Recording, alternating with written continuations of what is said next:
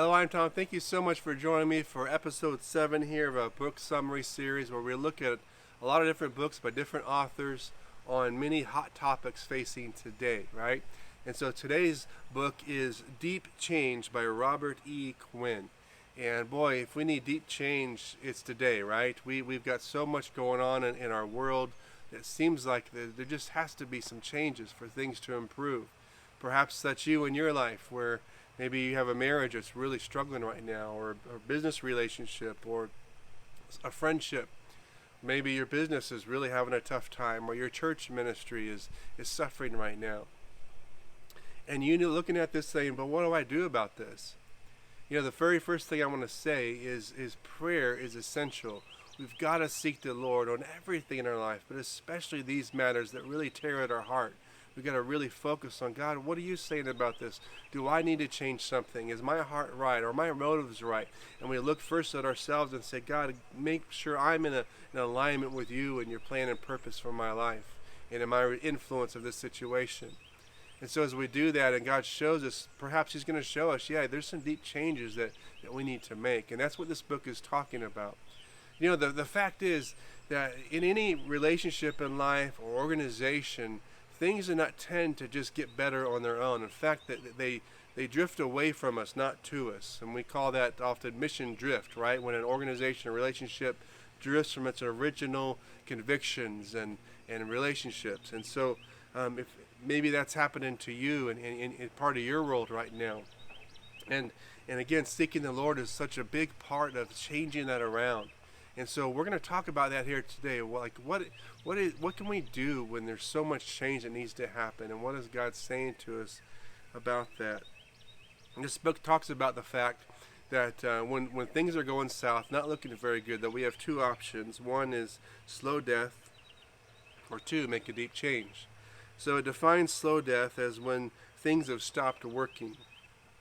The things that have brought success before aren't adequate anymore. In an organization, the numbers are beginning to slow down. Morale is dropping. There isn't a clear vision or a sense of unity. It may take months, it may take years, but the end is clear. If something doesn't happen, if something doesn't change, the decline will inevitably continue. The world has changed, and to survive, organizations also need to change. Now, I've been there too, right? There's areas of my life and relationships I've had, even in my marriage or in church ministry life, other areas of my life where it's like there's got to be changes, right? And I had to personally really take inventory of myself and say, what is my role in this? What do I have to do? And in all of these cases, it wasn't easy, right? And I still often say I have a lot to learn about a lot of things, right? And I believe that too. And I got to stay in that place where I'm constantly trying to learn and understand what God is trying to teach me or what others are trying to share with me. And so Quinn defines deep change as this. Deep change is different. It is a major change, often with a radical departure from the past or even the areas we have felt competent in. It involves a letting go of control. Uh-oh. Walking naked into the land of uncertainty. Well, that doesn't sound very fun, does it? It means learning to look at everything differently and often doing things very differently. It means significant change from the status quo. Well, that's not a real popular statement, all that, right?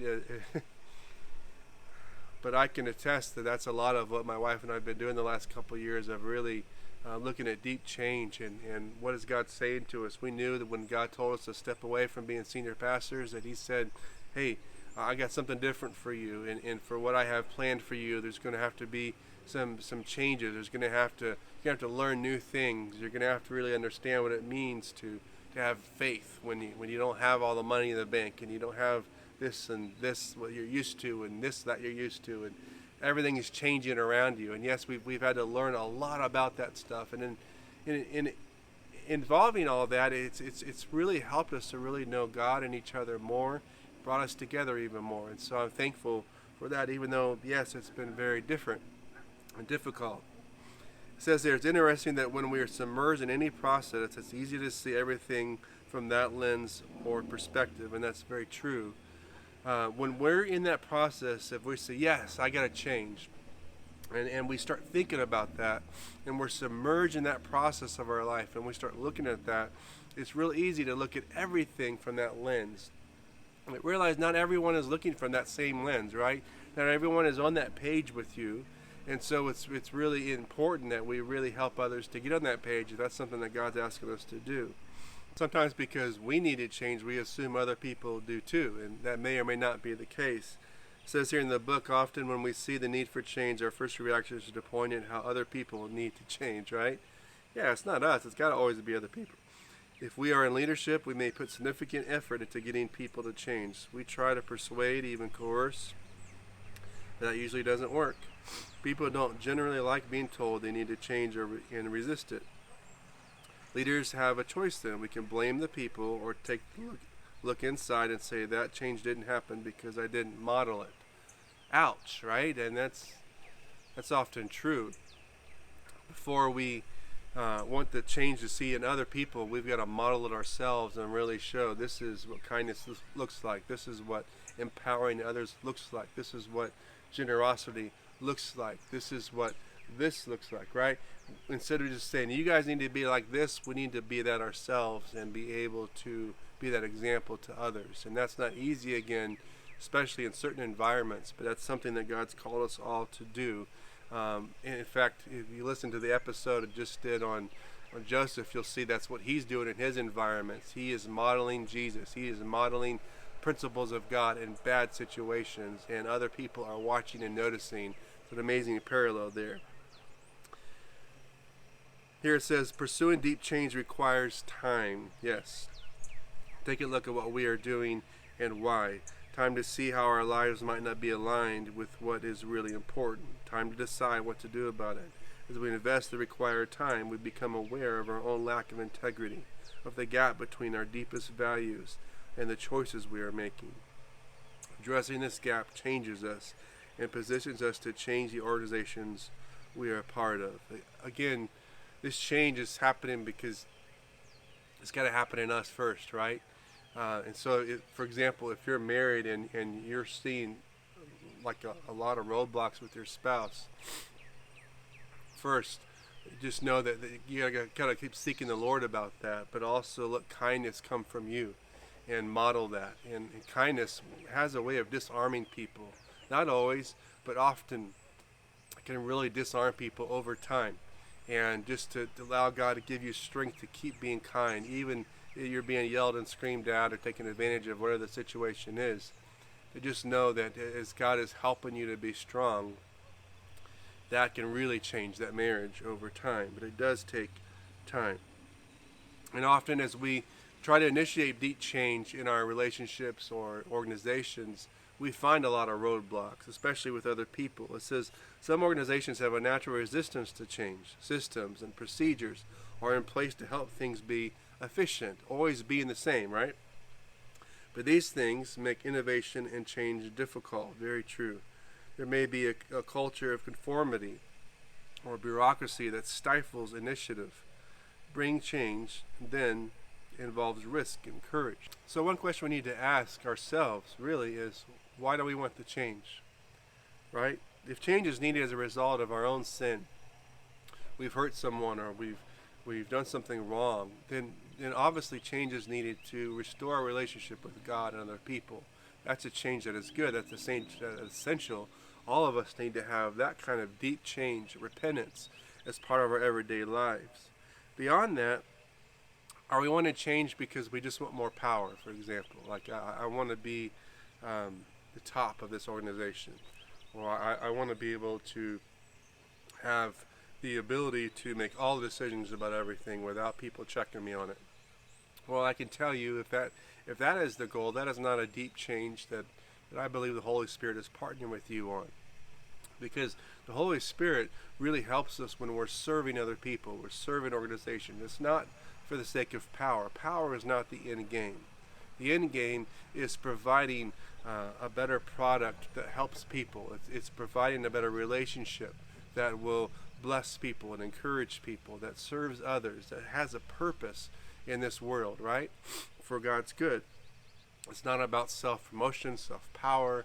It's not about our names on the signs. It's not about our name on the desk. It's not about entitlement. None of those things. Those are not reasons for deep change. in my opinion. It says here that we must take responsibility for our own empowerment and make the deep changes necessary to have it. In the final analysis, we have as much power as we really want. And so you and I have the opportunity as we seek the Lord. The Lord is, we know through the scriptures that the God promotes those who are humble before him. And so that's the power that we have as we really seek the Lord and we serve other people. There's power in that, and that's as much power as we want. The power to really change people's lives and help other people is so important. So another question is, do we seek change just because we're bored? Well, that's also not a good reason to have change. We can find a lot of other ways really to get excited about what we're doing and get excited about that relationship. And if God's called us to be in that relationship, called us to be in that business, then we need to get back in touch with that calling to really understand the passion that God has for it and to get that restored back into us. Or perhaps it is time to, if you're part of an organization or you've been in this job for a long time, perhaps it is time to go to somewhere else. Perhaps the grace is lifted. You know, we're not often meant to be at the same place for 40 years or something like that, right? Sometimes it's God's way of saying, you know what, things are frustrating you left and right. This is my way of kind of pushing you out of the nest. And so that happens as well. And we have to really have discernment about those things and not just try to change everything just because we're in a bad way ourselves.